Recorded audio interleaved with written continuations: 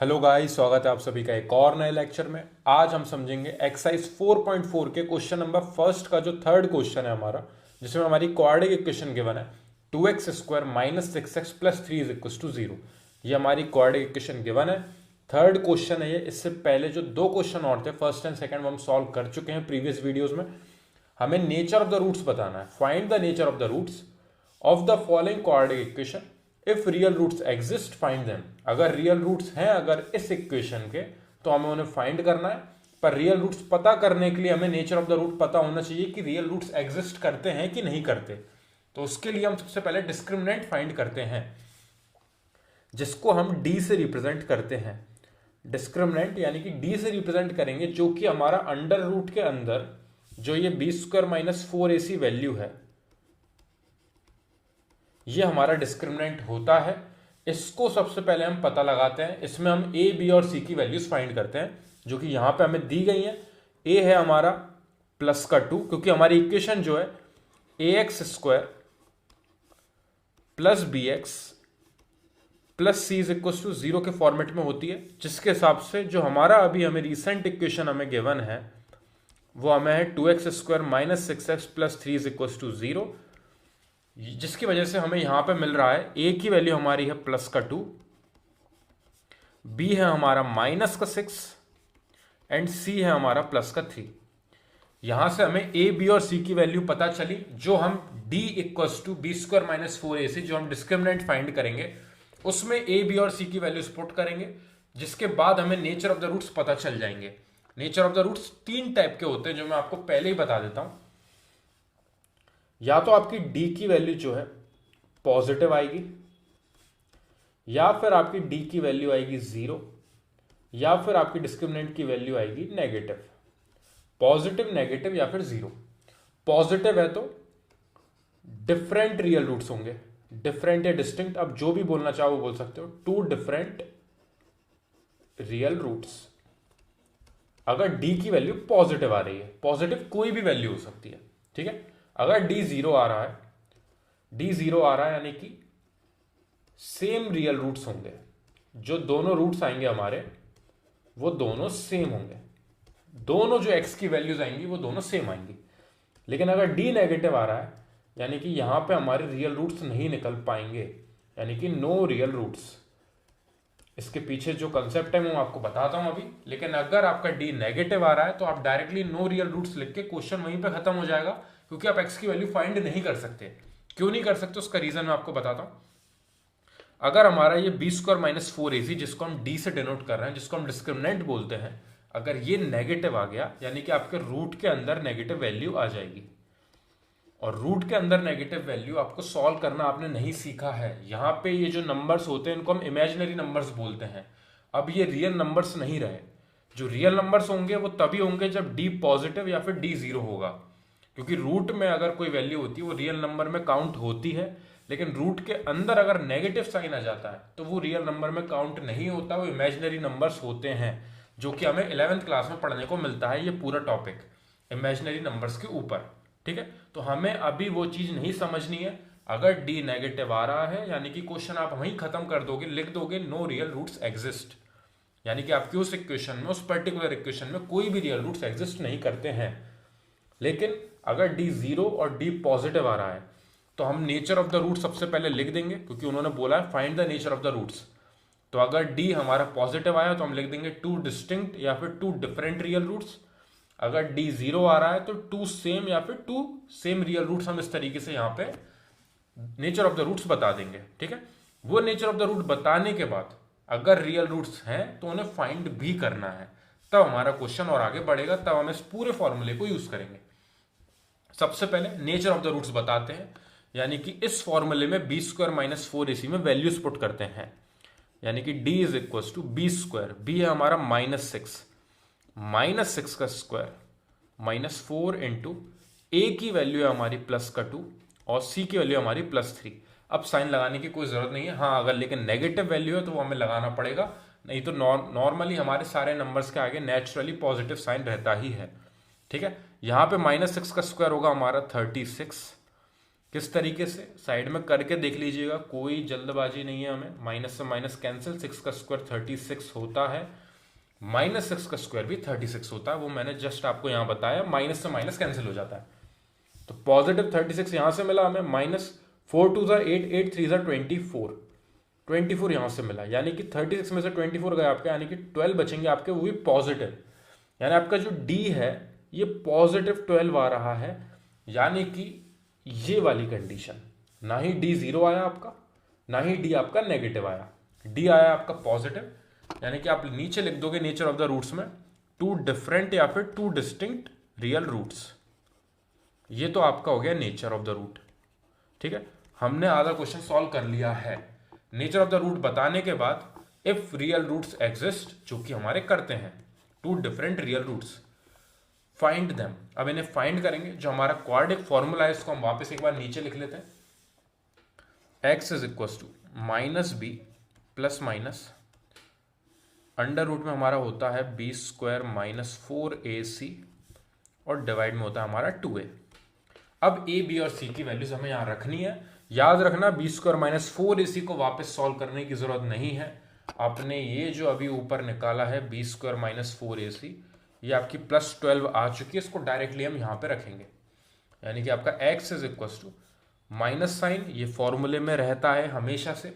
अब आपकी b की वैल्यू क्या है, वो है आपकी -6, तो b की वैल्यू में आपका माइनस साइन अलग से आएगा, और ये जो माइनस फॉर्मूले में है ये हम पहले लिख देंगे, प्लस माइनस साइन जो कि फॉर्मूले में गिवन है हमें, अंडर रूट में b स्क्वायर -4ac की वैल्यू निकालने की वापस जरूरत नहीं है, आप डायरेक्टली 12 लिख सकते हो। वापस अगर आप सेम ये प्रोसेस करोगे तो आपका टाइम ही जाएगा, आप कर सकते हो, लेकिन उसका कोई लॉजिक नहीं है। ठीक है, हम पहले निकाल चुके हैं, वहीं से हमारा क्वेश्चन शुरू हुआ था, तो आप डायरेक्टली उस वैल्यू को पुट करें। डिवाइडेड बाय 2a, यानी कि 2 मल्टीप्लाई बाय a की वैल्यू हमारी +2, जो कि यहाँ ऊपर हमें गिवन है। तो हमने a, b और c सारी वैल्यूज यहाँ पे रख दी हैं। अब हमें डायरेक्टली बस इसको सिंप्लीफाई करना है, जिसकी वजह से हमारी x की वैल्यू हमें मिल जाएगी। यानी कि x is equal to minus minus यहाँ पे हुआ हमारा +6 प्लस माइनस √12। √12 को हम और सिंप्लीफाई किस तरीके से कर सकते हैं, वो हमारे लिए सबसे इंपॉर्टेंट काम है। आप चाहोगे तो यहाँ पे √12 लिख दोगे, डिवाइडेड बाय 4 लिख दोगे, और क्वेश्चन को आप यहीं खत्म करके आ जाओगे। ऐसा कर सकते हो, लेकिन हो सकता है वो आधा नंबर आपका डिडक्ट कर लें, लेकिन हम नहीं चाहेंगे कोई गलती हो। हमने रूट को निकालना सीखा, रूट में से वैल्यूज को निकालना सीखा है 9th क्लास में। एक बार और मैं बताता हूँ, यहाँ पे आप जो भी वैल्यू है उसका आप एलसीएम निकाल लीजिए। यहाँ पे साइड में 12 के आपने फैक्टर्स निकाले, 2 से गया ये 6 टाइम, 2 से गया ये 3 टाइम्स, एंड 3 से गया ये 1 टाइम्स, यानी कि 2 मल्टीप्लाई बाय 2 मल्टीप्लाई बाय 3 एक रूट के अंदर। 2 2 4, 4 3 12। ठीक है, यहां पे 2 का स्क्वायर है हमारे पास, 2 का स्क्वायर है और 3 है मल्टीप्लाई में रूट के अंदर। तो ये जो 2 का स्क्वायर है, ये जो पेयर था एक 2 का, इसको आप बाहर निकाल सकते हो रूट में से। यानी कि आप इसको लिख सकते हो 2√3, क्योंकि ये 2 बाहर आ जाएगा। अगर आप इसको और सिंप्लीफाई वे में मैं आपको बताऊं, यहां पे मैं √2 का स्क्वायर मल्टीप्लाई बाय √3 का कर दिया मैंने। ठीक है, दोनों के नीचे अलग अलग रूट डिवाइड कर दिया मैंने। 2 से यहाँ पे ये स्क्वायर से यहाँ पे रूट कट गया, 2√3 हमें यहाँ से वैल्यू मिली। अगर आप इस तरीके से सिंप्लीफाई करके आओगे तब भी आप उसी चीज पे पहुंचोगे। डायरेक्टली लोग बाग यहाँ पे √12 को 2√3 लिखेंगे। यहाँ पे डायरेक्टली कुछ बच्चे 2√3 भी लिखेंगे, जिनको आता है रूट में से निकालना दिमाग में ही। ठीक है, हमें कोई भी चीज दिमाग में करने की जरूरत नहीं है। आप 1-2 सेकंड और लीजिए और यहाँ पे इस तरीके से फैक्टर निकाल के जो कॉमन है उसको आप बाहर निकाल के रख सकते हो, जो रिमेनिंग बचा उसको रूट के अंदर लिखा रहने दो। डिवाइडेड बाय 2 2 आपका नीचे हो गया 4। जितना सिंप्लीफाई आप कर सकते थे यहाँ पे आपने वो किया। अब आपको एक और चीज दिख रही है सिंप्लीफाई करने में, वो है कि आप ऊपर से 2 कॉमन ले सकते हो। अगर यहां से आप 2 कॉमन लोगे तो आपका ब्रैकेट में बचेगा, यहां पे बचेगा 3, क्योंकि 3 2 6 होता है हमारा। 6 को आप 2 से डिवाइड करोगे तो आपका रिमेनिंग 3 बचेगा। यहां पे से 2 आप बाहर लोगे तो आपका √3 बचेगा अंदर, और नीचे जो आपका 4 गिवन है आप वहीं ऐसा का ऐसा लिख दोगे। और अब इस 2 से आप ये 4 कैंसिल कर लोगे 2 टाइम्स। देखिए, अगर इस 2 का मैं अंदर मल्टीप्लाई करता तो मेरे को मिलता 6, और इस 2 का इधर मल्टीप्लाई करता √3 में तो मेरे को मिलता 2√3। यानी कि मैंने दोनों में से 2 जो कॉमन निकाला है उसका मैं लॉजिक बता रहा हूं आपको। आप वापस मल्टीप्लाई करके देखोगे तो आप ऊपर वाली स्टेप पे पहुंच जाओगे, लेकिन हमने ये 2 बाहर निकाला सिर्फ इसलिए क्योंकि हम इसे नीचे वाले 4 से कैंसिल कर सकें।